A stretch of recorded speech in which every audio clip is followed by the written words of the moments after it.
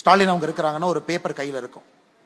மத்திய அரசு திட்டியா 1, வடக்கு தெற்கு சொல்லிட்டியா 2, ஹிந்தி திருப்பி பேசிட்டியா 3, எல்ஐசியில யாரோ ஒருத்தர் ஹிந்தியில் லெட்டர் எழுதுனா போட்டுட்டியா 4, நாமளே அனுமதி கொடுத்துட்டு கையெழுத்து போட்டுட்டு நாமளே இல்லைன்னு சொல்லலாமா 5. இது ஒரு டிபிக்கல் ஃபார்முலா பேஸ்ட் பாலிடிக்ஸ். அடுத்து இந்த பக்கம் இவங்களை சரி பண்றதுக்கு இதெல்லாம் செஞ்சிட்டுனா இவனை திட்டு அவனை திட்டு. இது ஒரு விதமான அரசியல். ஆனா இது போன்ற ஒரு மேடைகள்ல அறிவுபூர்வமான மக்கள் அமர்ந்து அரசியல் கட்சியை சாராதவர்கள் நிறைய பேர் இருக்கும் பொழுது நாம் பேசுற கருத்துக்கள் தான் அரசியல் கட்சியினுடைய மேனிஃபெஸ்டோவாக சில காலத்துல மாற ஆரம்பிக்கும். அதற்குத்தான் நான் வரும்போது சுதர்சன் அவர்களை நடுவில் உட்கார வச்சாங்க. ஏன்னா அவரே உட்கார வைக்கல, சுதர்சன் என்கின்ற மனிதர் உட்கார வைக்கலைங்க. வாய்ஸ் ஆஃப் கோவை நடத்தக்கூடிய இந்த விழாவில் உங்கள் பிம்பமாக இருக்கக்கூடிய ஒருவரை இந்த நிகழ்வுல உட்கார வைக்கணும். காரணம், இது முக்கியமான ஒரு நிகழ்வு. அரசியல் கட்சியெல்லாம் தாண்டி சாதாரணமாக வாழக்கூடிய, எனக்கும் அரசியலுக்கும் சம்பந்தம் இல்லை என்று நினைக்கக்கூடிய உங்களை போன்ற சோ கால்டு மிடில் கிளாஸ் அப்படிங்கிற ஒரு வார்த்தையை போடுவாங்க. சோ கால்டு மிடில் கிளாஸ் அப்படி. ஏன்னா மிடில் கிளாஸ் மக்களை பொறுத்தவரை பெருசா யோசிக்க மாட்டாங்க, குடும்பத்தை பத்தி யோசிப்பாங்க, அவர்களுக்கு மாத வருமான செலவு பத்தி யோசிப்பாங்க, வேற எதுவும் யோசிப்பதற்கு அவர்களுக்கு நேரமே இருக்காது. வேலை செய்யக்கூடியவர்கள் மிடில் கிளாஸ் என்பதற்காக சோ கால்டு மிடில் கிளாஸ் அப்படிமா. என்னைக்கு இந்த மிடில் கிளாஸ் மக்கள் அதை நாம் உடைக்க போகின்றோம் அப்படின்னு நினைக்கிறோமோ அன்னைக்கு தாங்க அரசியல் மாறும். நாம நினைக்கணும், என்னை நடக்கக்கூடிய அரசியல் எப்படி இருக்கு. 48 லட்சம் கோடி ரூபாய் பட்ஜெட் எப்படி போடுறாங்க, தமிழ்நாட்டில் 3 லட்சம் கோடி ரூபாய் பட்ஜெட் திமுக அரசு எப்படி போடுறாங்க, அந்த பட்ஜெட்ல எந்தெந்த பணம் எங்க போகுது, தமிழ்நாட்டில் உள்கட்டமைப்பு இருக்கா, அதே நேரத்தில் வெல்ஃபேர் எக்கனாமிக்ஸ் மகளிருக்கு, பெண்களுக்கு, குழந்தைகளுக்கு தேவையானது நடக்குதா, அதே நேரத்தில் ஆரம்ப கல்வி சிறப்பா இருக்கா, அதே நேரத்தில் சுத்தமான சுகாதாரம் இருக்கக்கூடிய ஒரு நல்ல ஒரு மருத்துவ வசதி நமக்கு கிடைக்குதா. இதெல்லாம் நாம் பேசக்கூடிய கேள்விகளா இருக்கணும். ஆனா நீ தமிழ்நாடு அரசியல் பார்த்தீங்கன்னா இது எதுவுமே கிடையாது. இந்த 3 மாத காலம் நான் வெளியே படிக்க சென்றிருந்த பொழுது பார்த்தீங்கன்னா ஒரு சக்சஸ்ஃபுல் ஆக்டர் பாலிடிக்ஸ் வந்துட்டாரு, ஒரு failed actor deputy chief minister ஆயிட்டார். இன்னைக்கு வந்தீங்கன்னா பத்திரிகை நண்பர்கள்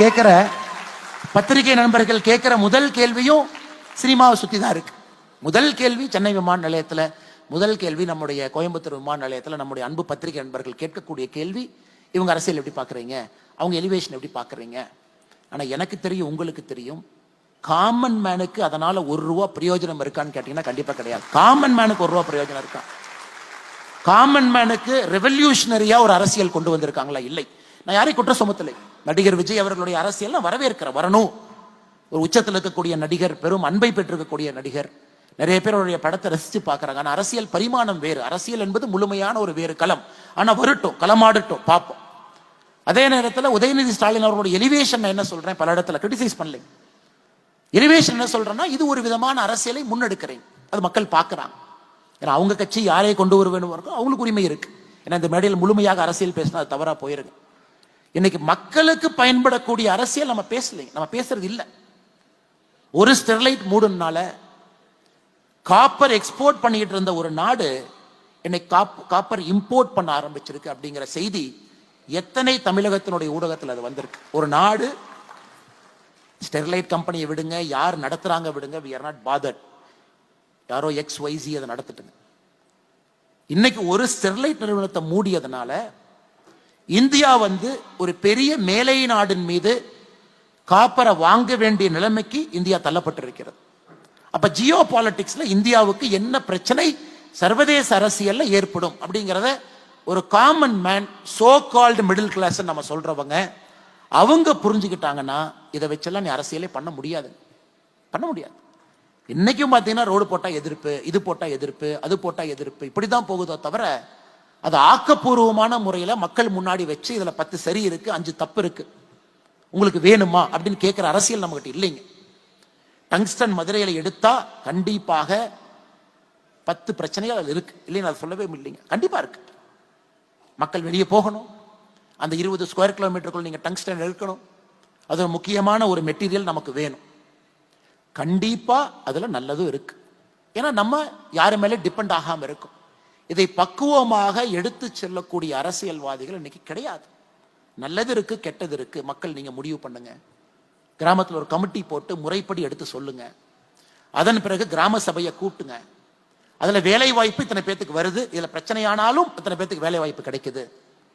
சுகாதாரம், சுற்றுச்சூழல் பிரச்சனை இந்த மாதிரி கையாளுறாங்க. மத்திய அரசு அதிகாரிகள் நீங்க வந்து சொல்லுங்க, கிராம சபையில் வந்து எங்கிட்ட சொல்லுங்க, என்ன பிரச்சனை நீங்க சொல்லுங்க, எவ்வளவு இன்வெஸ்ட்மெண்ட் வரும், அதனால் அதை சுற்றி எந்த விதமான தொழிற்சாலைகள் வரும் சொல்லுங்க. இதெல்லாம் கிடையாதுங்க. ஒரே வார்த்தை எதிர்ப்பு அல்லது ஒரே வார்த்தை ஆதரவு. இந்த அரசியல் என்பது எப்ப மாறும் என்றால், middle class, so call middle class இருக்கக்கூடிய பெரும்பான்மையான மக்கள் உங்களுடைய குரல் நீங்க உயர்த்தி கேட்கணும். இந்த அரசியல்னால எனக்கு லாபம் என்ன, எனக்கு நஷ்டம் என்ன, அது கேட்காத வரைக்கும் இதே மாதிரி எதற்கெடுத்தாலும் எதிர்ப்பு எதிர்ப்பு எதிர்ப்பு என்கின்ற அரசியலை மட்டும். அதான் மத்திய அரசு நேற்று ஒரு தன்னிலை விளக்கம் கொடுக்க வேண்டிய நிலைமைக்கு போயிட்டாங்க. 2024 பிப்ரவரி நாங்க இந்த டங்ஸ்டனுக்காக டெண்டர் கொண்டு வந்தோம். மாநில அரசு கிட்ட கருத்து கேட்டோம். மாநில அரசு கருத்து சொன்னாங்க. ஆனா எங்கேயும் மாநில அரசு எதிர்ப்புங்கிற வார்த்தையை பயன்படுத்தல. 20 ஸ்கொயர் கிலோமீட்டருக்கு 1.76 ஸ்கொயர் கிலோமீட்டர் அது பயோடைவர்சிட்டி ஹாட்ஸ்பாட் மட்டும்தான் சொன்னாங்க. டெண்டர் போட்டாச்சு, ஒரு நிறுவனம் எடுத்தாச்சு, ஹிந்துஸ்தான் ஒரு ஜிங்க் எடுத்தாச்சு. நவம்பர்ல 10 மாதம் கழித்து தமிழக அரசு எதிர்ப்பு சொல்லாம 10 மாதம் கழித்து இன்னைக்கு முதலமைச்சர் அவர்கள் மத்திய அரசு கடிதம் எழுதுறாங்க. இதைத்தாங்க நாங்க எதிர்க்கிறோம், இதைத்தான் எதிர்க்கிறோம். பிள்ளையை கிள்ளி விட்டு தொட்டிலை ஆட்டுவதை மட்டும்தான் எதிர்க்கின்றோம். பிரச்சனையா முதல்ல சொல்லுங்க. மீத்தேன் ஹைட்ரோ கார்பன் திட்டத்திற்கு நான் கையெழுத்து போட்டேன், ஆனா தெரியாம போட்டுட்டேன்னு 10 வருஷம் கழிச்சு சொல்லாது. அதன் பிறகு பாரதிய ஜனதா கட்சியினுடைய தலைவர்கள், தொண்டர்கள் டெல்லி போய் சண்டை போட்டு அந்த மீத்தேன் திட்டத்தை நிறுத்த வேண்டிய கட்டாயம் எங்களுக்கு வந்திருக்கு. டெண்டர் இஷ்யூ பண்ணது உங்களுக்கு. அதனால நீ எந்த அரசியல் கட்சியும் குறை சொல்லாம இன்னைக்கு ஆக்கப்பூர்வமான அரசியல் தான், அதை நாம சயின்டிபிக்கா பேசணும். கண்டிப்பா எதனாலையும் 100% லாபம் கிடையாது, எதனாலையும் 100% நஷ்டம் கிடையாது. எதை எடுத்தாலும் இட்ஸ் அ காம்ப்ரமைஸ், சென்ட்ரல் இருக்கும். தொழிற்சாலை வந்தா பிரச்சனை தான், ஆனா வேலை வாய்ப்பு வரும். சுற்றுச்சூழல் கெடும், என்னதான் சொன்னாலும் 1% கெடும். தொழிற்சாலையும் வேண்டும், வேலை வாய்ப்பு வேண்டும். அதே நேரத்தில் சுற்றுச்சூழலும் கெடக்கூடாது, மக்களும் அந்த இடத்தை விட்டு போகக்கூடாது, பூர்வீக குடிகள். இதை பேசக்கூடிய அரசியல்வாதிகள் இன்னைக்கு நம்ம கிட்ட இருக்காங்களா? கிடையாது. விரல் விட்டு என்ன முடியுங்களா தமிழகத்துல? கிடையாது. அதனால் என்னுடைய அன்பான வேண்டுகோள், வாய்ஸ் ஆஃப் கோவை வருகின்ற காலத்துல இந்த மேடையில நிறைய அரசியல் கட்சியை சார்ந்த எல்லா விதமான சித்தாந்தம் இருக்கக்கூடியவங்க.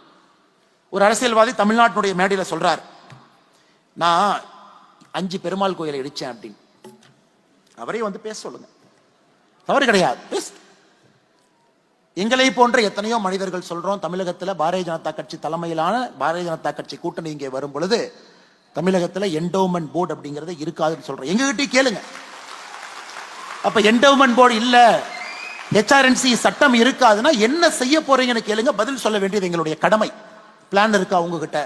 இல்ல சும்மா உங்க பாட்டுக்கு வாய்க்கு வந்ததெல்லாம் பேசிட்டு ஹெச்ஆர்என்சி ஆக்ட் இருக்காது, என்டோமென்ட் போர்டு இருக்காதுன்னா அதை யார் நிர்வகிப்பாங்க? அவங்களே உட்கார வச்சு கேளுங்க. இரண்டரையும் பேசாம மாட்டாம சென்ட்ரல்ல சுத்துறாங்க. இன்னைக்கு பாத்தீங்கன்னா புது அரசியல் என்ன, கிச்சரி பாலிடிக்ஸ்.